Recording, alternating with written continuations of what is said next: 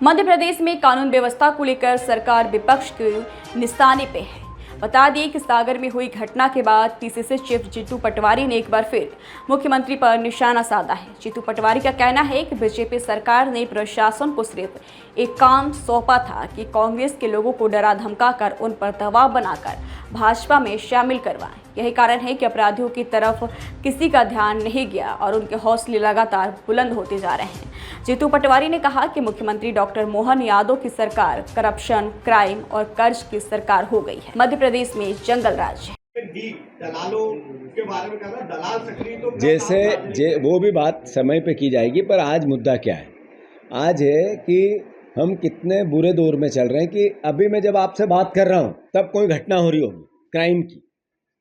हम 17 बेटियों का बलात्कार होता है रोज मध्य प्रदेश में, एनसीआरबी के आंकड़े बताते हैं। मैंने जैसा कहा कि हम नंबर 1 है देश में एसटी एससी पर अत्याचार में। अब भयावह स्थिति क्या है? एक भाई एक बहन को छेड़ा जाता है, भाई ने विरोध किया, उसकी हत्या कर दी जाती है। बहन और उसकी माँ और उसके चाचा इस पूरी हत्या के गवाह थे। उसमें से बहन की हत्या कर दी जाती है और चाचा की हत्या कर दी जाती है, माँ ही बची है। पूरा घर तोड़ दिया जाता है। नफरत कितनी कि उसी घर में घोड़ा बंधा था, एक मिट्टू था, उन दोनों की हत्या कर दी जाती है। मतलब पशु पक्षी की भी हत्या कर दी जाती है। इतनी नफरत क्यों है देश में, प्रदेश में? और इस तरह के भयावह स्थिति के बाद भी मोहन यादव जी कहते हैं कांग्रेस को ऐसे विषय पे राजनीति नहीं करना चाहिए। मोहन यादव जी, दायित्व तो आपका था कि आप पहले दिन पहुँचते। मैं एक दिन बाद दाह संस्कार में आदरणीय दिग्विजय सिंह जी गए, कोई राजनीति की। मैं दूसरे दिन परिवार के साथ गया, उनकी जितनी हमसे बन पड़ी आर्थिक सहायता की, उनके दर्द को हमने आत्मसात किया, उसको उसके दर्द में सम्मिलित हुए। ये क्या राजनीति है? अरे राजनीति तो सरकार चलाने के साथ आपको सही करनी चाहिए कि आप कानून व्यवस्था सुधारें। आप ये वेंडेटा के बदले की, नफरत की, घृणा की ये पॉलिटिक्स कर रहे हैं, इसी से तो ये स्थिति बन रही है। मैं मानता हूँ मुख्यमंत्री को सद्बुद्धि आएगी। जैसा वो धार्मिक बातें करते हैं, महाकाल से सबको जोड़ते हैं, जब भी कोई भाषण देंगे भावनात्मक बातें करेंगे, इतिहास की बातें करेंगे, महाकाल की बातें करेंगे, ये अपनी जगह है, वो सम्मान है उनके ज्ञान का, पर उनके कार्य का भी सम्मान हम करना चाहते हैं। इसलिए कानून व्यवस्था गृह मंत्री जी सुधारें। अब मैं बार बार ये बात नहीं दोहराऊंगा कि आप 2 पद नहीं संभाल सकते हो, एक छोड़ दो, मैंने कह दिया।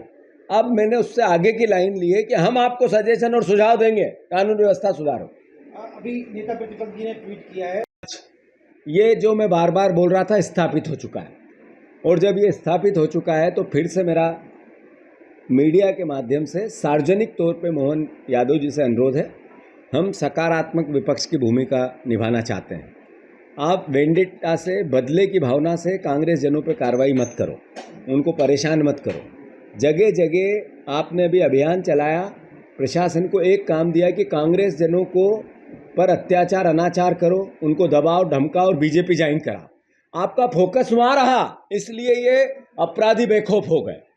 आपने राजनीतिक वेंडेटा के कारण पूरे प्रशासन को, सरकार को झोंक दिया और केवल कांग्रेसियों पर दबाव करना और बीजेपी ज्वाइन कराओ।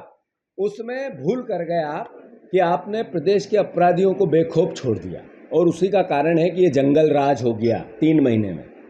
तो मोहन भैया, कांग्रेसियों से बदले की भावना से जो आप काम करने के लिए आपको पूरी सरकार और आपका पूरा समय जाता है, अब थोड़े दिन इसको बंद करो और कृपया करके अपराध और अपराधियों से निपटने के लिए सकारात्मक विपक्ष की भूमिका हम निभाना चाहते हैं। हमें भी साथ लो और कानून व्यवस्था सुधारो। मध्य प्रदेश जंगल राज बन रहा है, आखिर हमारे भावी पीढ़ी का नुकसान होगा, हमारा नुकसान होगा। हम उन राज्यों की इतिहास देखा है हमने जहाँ जंगल राज था, वहाँ परिवारजनों को देखा है, वहाँ की परिस्थितियों को देखा है। प्रदेश शांति का टापू है। ये सकारात्मक और धार्मिक प्राचीन परंपराएं, पॉजिटिविटी के लिए मध्य प्रदेश जाना जाता है। इसलिए आप गंभीरता से विचार करके कानून व्यवस्था सुधारो। धन्यवाद। पहले आपने कहा आज